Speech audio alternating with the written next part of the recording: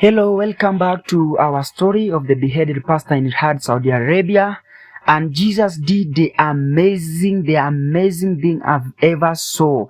Actually, I tell you, brothers and sisters, that our God is real. The God whom we are serving is real. And after watching it, don't forget to subscribe and share for more content like this. Here to help with logistics, suggested new meeting locations, and even brought two friends who he said were interested in the gospel. I began mentoring him personally, spending hours teaching him deeper theological concepts. We prayed together. I shared my own struggles with faith and ministry.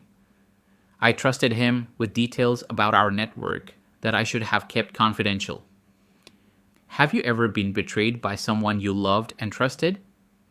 I'm talking about the kind of betrayal that doesn't just hurt your feelings, but threatens everything you've built and everyone you care about. That's the devastation I was about to experience. The first sign something was wrong came in early October 2020. 3 of our regular members stopped attending meetings without explanation. When I tried to contact them, their phone numbers had been disconnected. Fatima mentioned that her neighbors had been asking strange questions about visitors to her apartment. Abdul reported seeing suspicious men watching his workplace. The paranoia that had been building for months finally consumed me completely.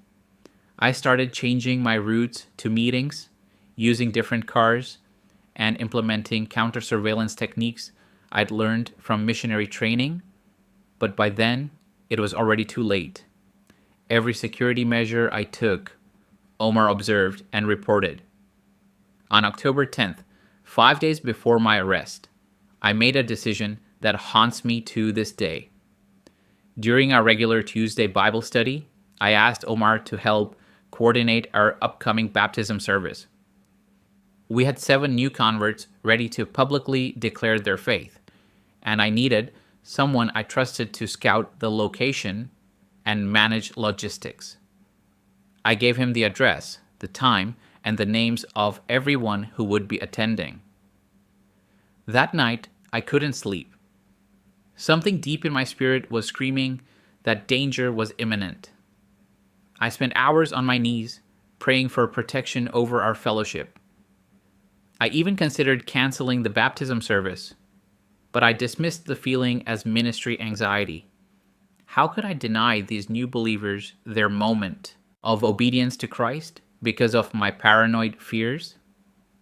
The raid came at dawn on October 15th, 2020. I was sleeping on the couch in Fatima's apartment after our late-night Bible study when the sound of splintering wood jolted me awake. Heavy boots thundered through the doorway as a dozen men in military gear poured into the living room, automatic weapons drawn and shouting commands in Arabic.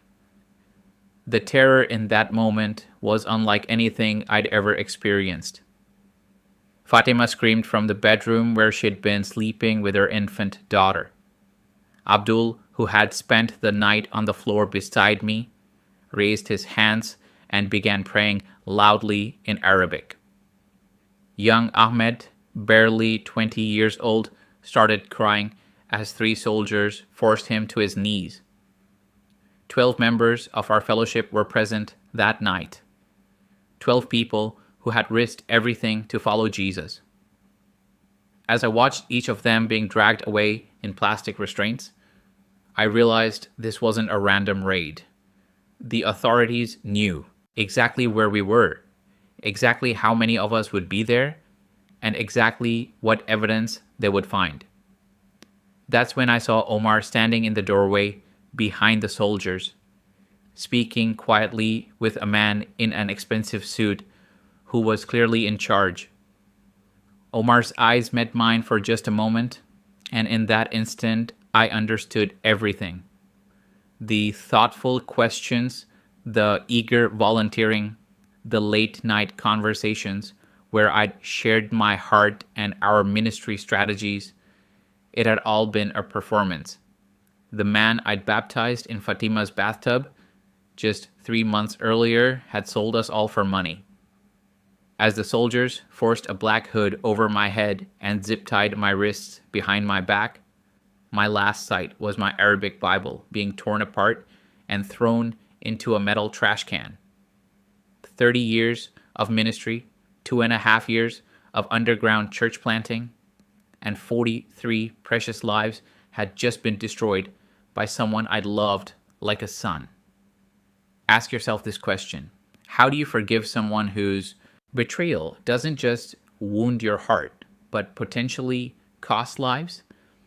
I was about to spend 18 days in hell trying to find that answer. The underground detention facility where they took me existed in a place beyond hope. Located somewhere beneath the streets of Riyadh, it was a maze of concrete corridors and steel doors that seemed designed to erase human dignity completely. My cell measured 6 feet by 8 feet, with walls that wept condensation and a single fluorescent bulb that flickered constantly overhead.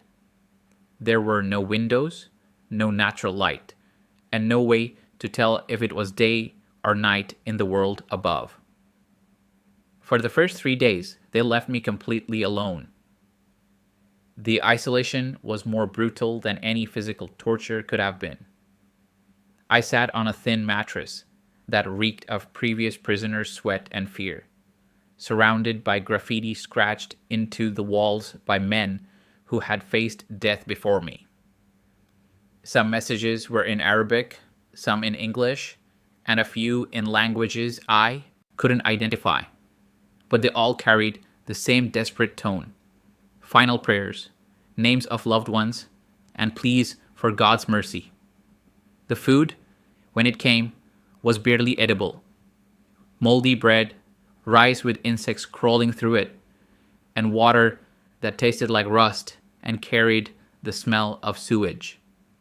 I forced myself to eat anyway, knowing I would need strength for whatever was coming. But ask yourself this question: how do you maintain hope when everything around you is designed to crush your spirit? On the 4th day, the interrogations began. Captain Hassan al-Mutairi was the man assigned to break me. He was methodical, intelligent, and completely convinced that Christianity was a Western infection that needed to be purged from Saudi soil. Every morning at exactly 8 a.m., 2 guards would drag me from my cell to a windowless room where Captain al-Mutairi waited with his files, his questions, and his instruments of persuasion. The psychological warfare started before any physical torture. He knew everything about my life: my children's names, Sarah's daily routines, the layout of our home in Texas.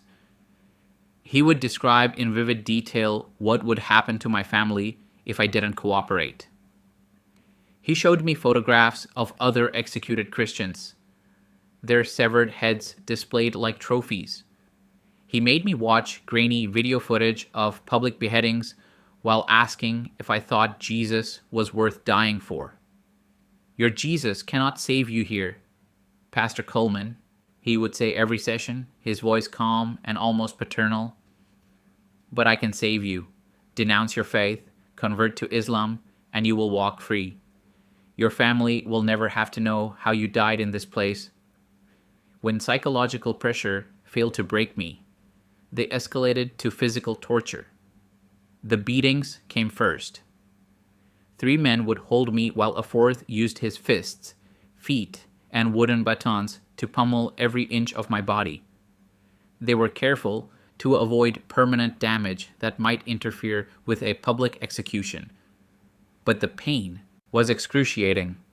My ribs cracked, my face swelled beyond recognition, and breathing became an agonizing effort that reminded me with every breath how helpless I was.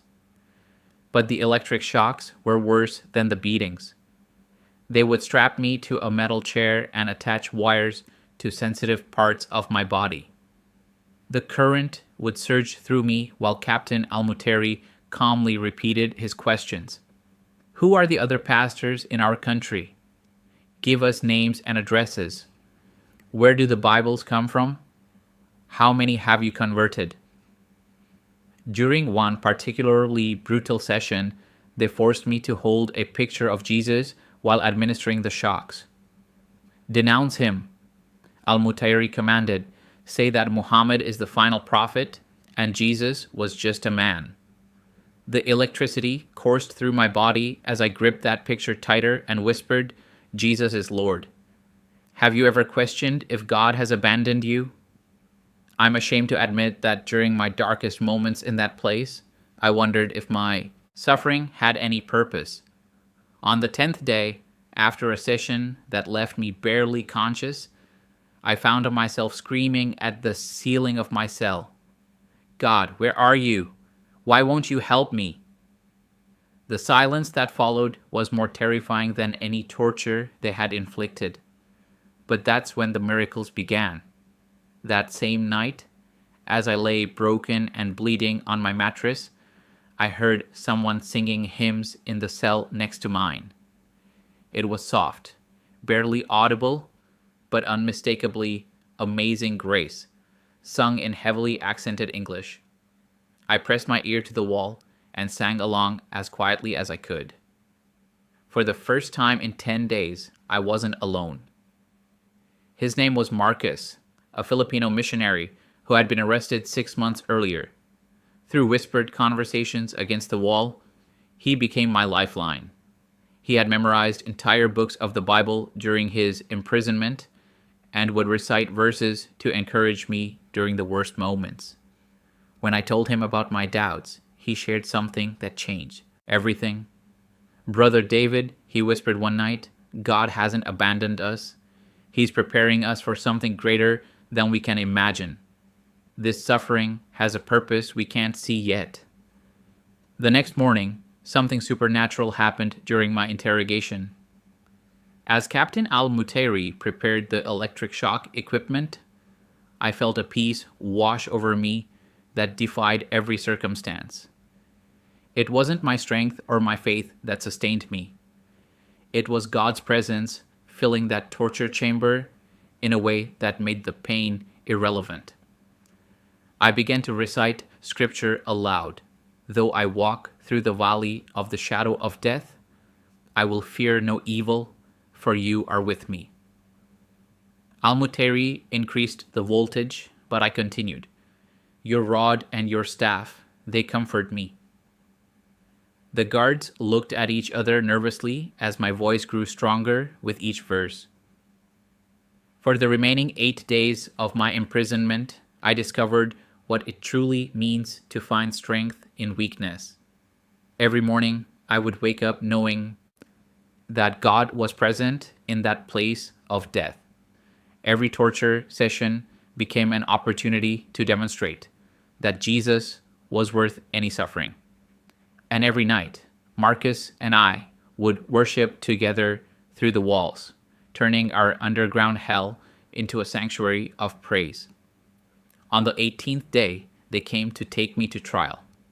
As the guards unlocked my cell door, I realized something profound had happened during those weeks of torture. I was no longer the same man who had been arrested. Fear of death had been replaced by anticipation of God's glory. My captors thought they were preparing me for execution, but God had been preparing me for a miracle that would shake the foundations of their kingdom. They brought me to the Islamic court on October 30th, 2020, 18 days after my arrest. The courtroom was a sterile, intimidating space with marble floors, ornate Islamic calligraphy covering the walls, and a raised platform where Judge Abdullah al-Rashid presided like an ancient king, pronouncing divine judgment. I shuffled in, wearing orange prison clothes, my wrists and ankles shackled, still bearing the bruises and swelling from weeks of torture. Judge al-Rashid was a man in his 60s with piercing dark eyes and a meticulously groomed beard. He had built his reputation on swift, merciless sentences for religious crimes. As I stood before his bench, flanked by armed guards, I could see in his expression that my fate had already been decided. This wasn't a trial seeking truth. It was a religious theater designed to justify an execution. The charges were read in Arabic first, then translated into English for my benefit. Spreading Christianity among Muslims, converting Saudi citizens from Islam, conducting illegal religious gatherings, possessing and distributing banned religious materials, and apostasy by encouraging others to abandon the true faith. Each charge carried a potential death sentence under Saudi religious law. Captain al-Mutairi testified first, presenting evidence collected during the raid. He displayed photographs of our Bible study materials, recordings of our worship songs captured through surveillance equipment, and a detailed list of the 43 believers in our network. What struck me most was how thorough Omar's intelligence had been. Every meeting location, every participant's name, every detail of our ministry strategy had been documented and delivered to authorities.